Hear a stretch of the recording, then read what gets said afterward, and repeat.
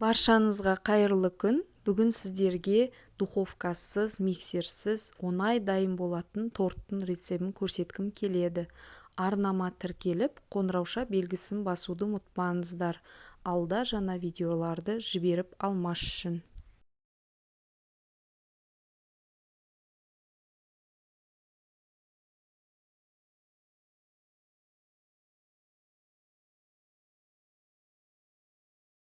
Менде мұнда сұлу прянигі немесе сұлу печеньясын алсаңыздар болады. Менде жұмсақ түрі болғандықтан осындайды қолданамын. Енді 20 грамм желатинімізді 100 грамм комнаталы температурадағы суымызға салып, қасықпен араластырып, шетке қойып қоямыз.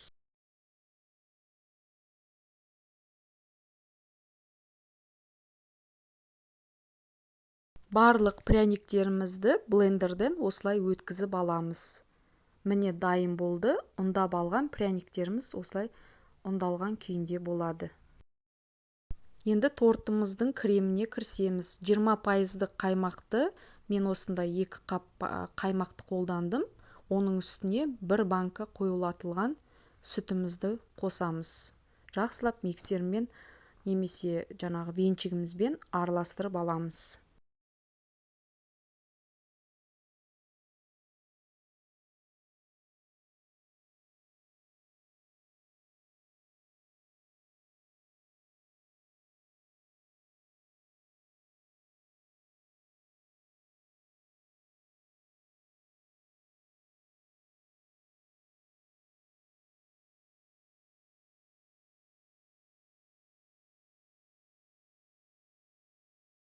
Желатинімізді микротолқынды пешке 1 минутқа жібітіп алып, кремімізге қосып, жақсылап араластырып аламыз.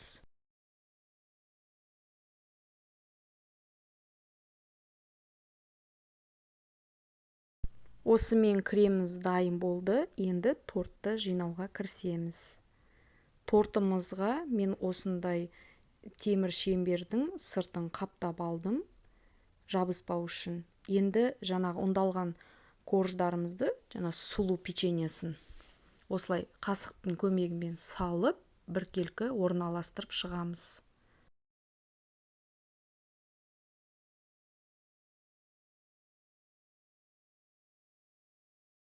Енді осы корждарымыздың үстіне 4-5 ас қасық кремімізді салып, барлық жағына жағып шығамыз.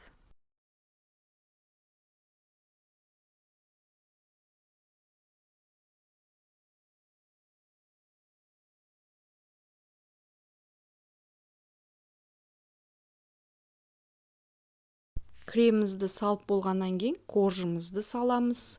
Қатты қасықты баспаймыз.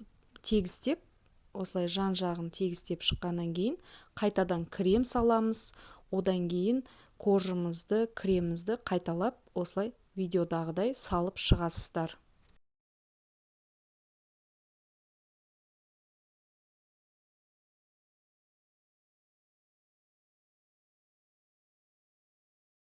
Торттың коржы мен кремің барлығын осы видеода көрсетілгендей сала берсеңіздер болады. Бірнеше қабатты үлкен торт болып шығады. Қорықпаңыздар, жасап отырған жаңағы заттарыңызбен үлкен торт шығады.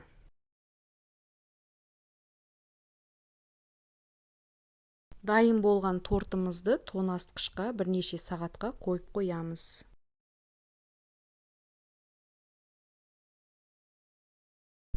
Міне тоңазытқыштан шыққан тортымыз дайын. Көріп тұрғандарыңыздай өте биік, керемет торт болып шығады. Енді осыны әсемдеу үшін менде 100 грамм шоколадқа 4 қасықтай сүт құйып, микротолқынды пешке жібітіп аламыз. Одан кейін тортымыздың үстіне жайлап құйып, біркелкі барлығын шоколадты жағып шығам.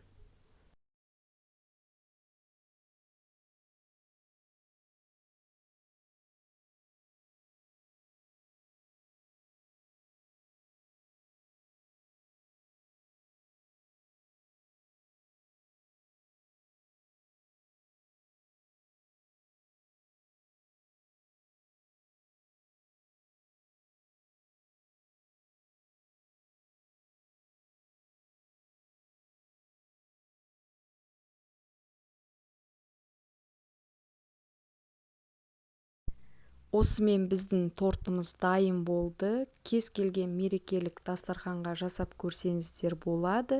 Өте дәмді әрі керемет болып шығады. Егер менің видеом ұнап жатса, астына пікірлеріңізді қалдырыңыздар, лайк басып, арнама тіркелуді ұмытпаңыздар. Барлықтарыңызға астарыңыз дәмді болсын.